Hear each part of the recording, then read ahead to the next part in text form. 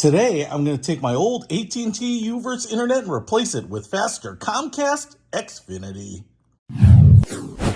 What's happening, Panda Nation? Peter Von Panda. I'm looking behind my TV here where I've got my AT&T Uverse router. This thing is pretty old. In fact, they actually gave it to me because I probably paid for it 10 times over with my subscription to AT&T Uverse. But the problem with Uverse here is that it's not even a product they offer anymore. I don't even think they have the brand anymore. I think they've changed that. And the speeds here are not particularly good. In fact, I've got the best speed they provide, which is 50 megabits. And as you know, that's kind of the entry level for most internet services. And as you might know, the maximum speed you will get is probably not the actual speeds you get. Usually it's a little slower than that. So 50 megabits is usually not 50 megabits. Sometimes it can be. But one of the things that I notice is that a lot of internet services start at about 50 megabits. And so I actually switched to Xfinity by Comcast. I know Comcast has a pretty bad reputation, but I need more speed. And the speeds that they were offering were much faster at a price point that was the same as this. So I went ahead and ordered that. And what they send you is a do-it-yourself installation kit. So let's check that out. This is what they sent here. I just opened it up because I wasn't even sure what it was, but it's kind of a cool looking box. I mean, it's kind of low rent, but you know, it's got some style in it. So let's get this open and see what's inside. All right, and here's what we get. So we do get the information here on how to get started. So I will watch that. We also get what I think is your cable modem.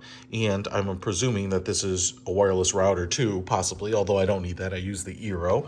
And then in the case here, we also get some instructions on getting started in Ingles and Espanol. And then we get, looks like some Cat 5 cable here.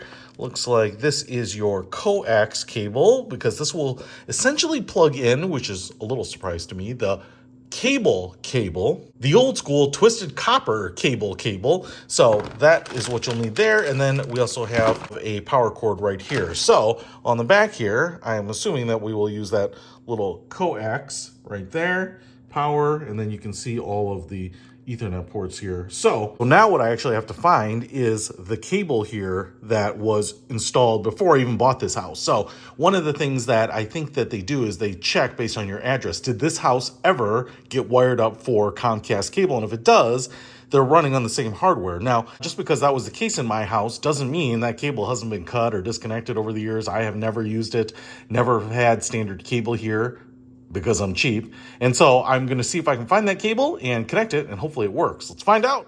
All right, here behind my TV, and I think all of the digital goodness is coming through that little tiny hole in the wall, and probably some rodents too. So let's see if we can find what we need. Got all the other stuff in my hands right here, so hope I don't drop it. Let's check it out. All right, so there's my AT&T Uverse router, which I've already showed you, and it goes into basically like a phone line right there. But if we look right there, I think that is the old coax for the Comcast hookup when that was there. So I'm going to try to fish that out and see if it actually works.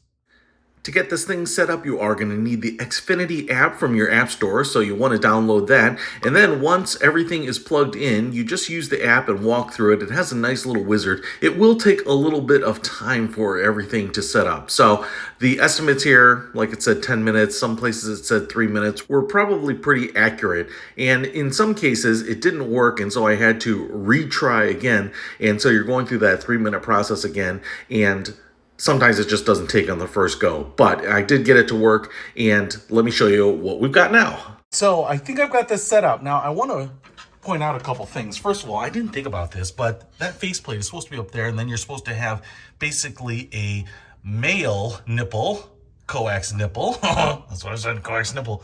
But because the cable is behind there, I thought that this would screw into the cable, but this cable that they include here is actually 2 female sides here. So it's basically just an extension cable if you have that male nipple right there. So I had to run it there, and I had to put this modem down on the floor. Now you can see it has a little white light right there on the front. And I will say that through the process here, it was blinking yellow, blinking green, and then is now finally on the white. And that's when the app said, hey, it seems to be working.